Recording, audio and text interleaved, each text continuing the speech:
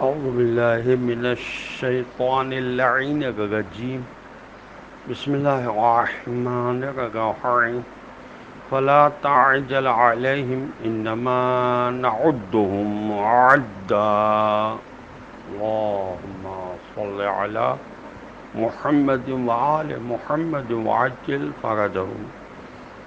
السلام علیکم ورحمۃ اللہ وبرکاتہ. اللہ تبارک و تعالیٰ کا شکر ہے کہ میں نے سورہ مبارکہ مریم جو قرآن مجید کا 19 نمبر کا سورہ ہے، اس کی آیت نمبر 84 کی تلاوت کا شرف حاصل کیا، جس کا ترجمہ یہ ہے کہ پس آپ ان پر عذاب کے لیے عجلت نہ کریں، ہم ان کی گنتی یقیناً پوری کریں گے.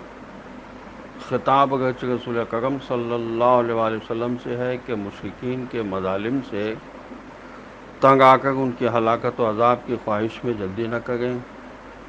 ان ظالموں کی گنتی پوری کریں گے، دنوں یا سانسوں کی یا ان کے جرائم کی گنتی.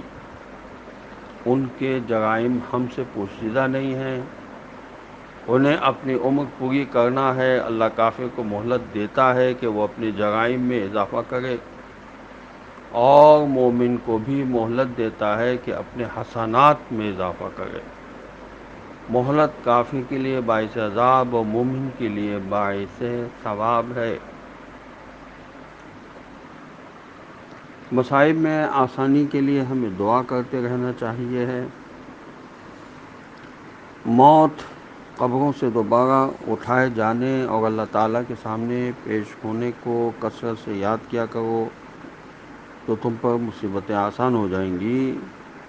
بحار الانوار کی جلد 77 صفحہ 171 پر لکھا ہے کہ جو دنیا سے روگردانی کر لیتا ہے اس پر مصیبتیں آسان ہو جاتی ہیں. جو دنیا سے روگردانی کر لیتا ہے اس پر دنیا کے مصائب آسان ہو جاتے ہیں اور وہ انہیں ناپسند نہیں کرتا.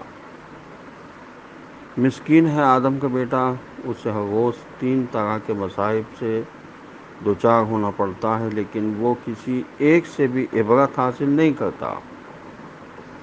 اگر وہ عبرت حاصل کرتا تو اس کو ہر طرح کے مصائب اور دنیاوی امور آسان نظر آتے.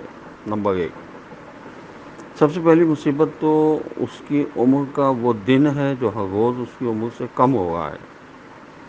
اگر اس کے مال سے کچھ کم ہو جاتا ہے تو اس سے وہ مغموم ہو جاتا ہے، حالانکہ روپے پیسے کے بدلے اس سے روپیہ پیسہ مل سکتا ہے، لیکن عمر کو تو کوئی چیز نہیں لوٹا سکتی. نمبر 2، دوسری مصیبت یہ ہے کہ وہ ہر روز اپنا رزق پورا حاصل کر لیتا ہے.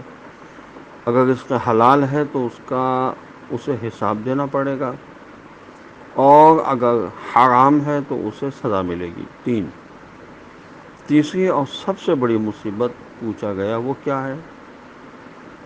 تو امام علیہ السلام نے فرمایا کہ جو دن بھی شام میں بدلتا ہے انسان کو ایک مرحلہ آخرت کے نزدیک کر دیتا ہے، لیکن اسے معلوم نہیں ہوتا کہ وہ بہشت میں جائے گا یا دوزخ میں.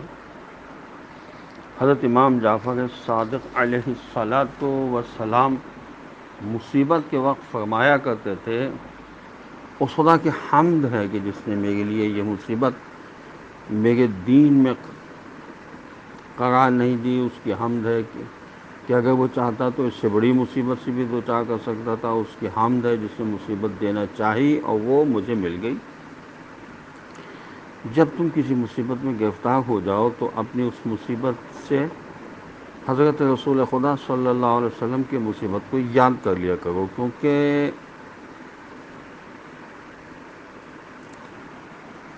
جتنی مصیبتیں آپ صلی اللہ علیہ وسلم پر پڑھی ہیں دنیا کے کسی شخص پر نہیں پڑھی اور نہ ہی پڑھیں گی. جس شخص کو کوئی مصیبت عظیم نظر آئے تو اسے چاہیے کہ وہ اپنی اس مصیبت سے میری مصیبت کو یاد کر لے، اس پر وہ مصیبت آسان ہو جائے گی.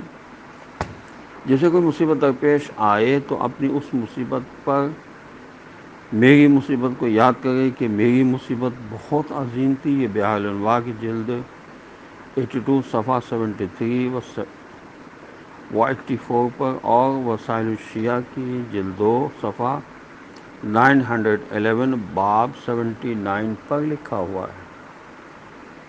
پیغمبر صلی اللہ علیہ وسلم کی مصیبت کو یاد کرنا مستحب ہے. یہ فروغ کافی کی جلد 3 صفحہ